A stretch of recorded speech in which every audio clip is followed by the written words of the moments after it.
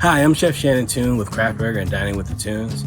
And although we can't meet together in large groups anymore due to the pandemic, it doesn't mean we can't meet together with small groups of friends and family to celebrate life.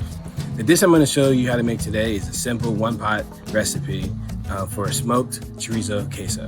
What we have here is 2 pounds of easy melt cheese that's been diced. We have 2 cups of sharp cheddar cheese, 1 pound of chorizo, 2 real sweet Badia onions diced, some chopped cilantro, about half a bunch, and 2 Lakeside Produce beefsteak tomatoes.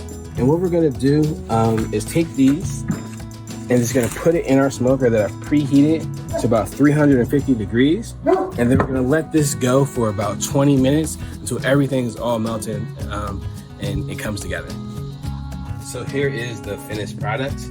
We took the queso out of the smoker after about 20 minutes after the cheese is all melted, gave it a quick stir. And now our kids are gonna give it a quick test try. Ready, kids? Mm-hmm. Ready? 1, 2. Equal chip to queso ratio.